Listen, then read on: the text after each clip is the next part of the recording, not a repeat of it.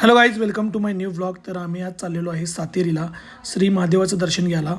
तर आम्ही कोल्हापूरवरून चाललेलो आहे. तर कोल्हापूरवरून सातेरी मंदिर 20 ते 25 किलोमीटर अंतरावर आहे. तर आम्ही निघालो आहे आता.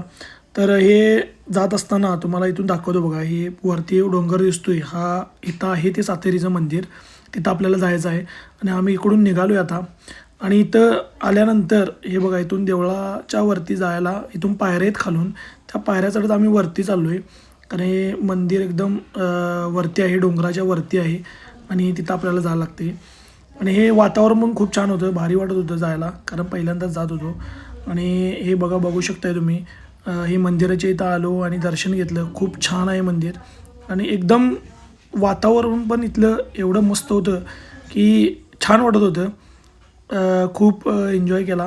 त्याच्यानंतर हे बघू शकता, हे मंदिर आहे. हे बॅक साईडून मी मंदिरचा हा व्हिडिओ केलेला आहे.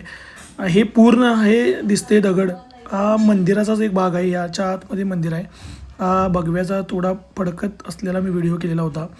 आणि त्याच्यानंतर हे मंदिराच्या बॅकसाईडला आल्यानंतर हो व्ह्यू तुम्ही बघू शकताय. म्हणजे एकदम डोंगराच्या वरती हे मंदिर आहे आणि खाली पूर्ण अशी दरी आहे. एकदम मस्त वाटतं.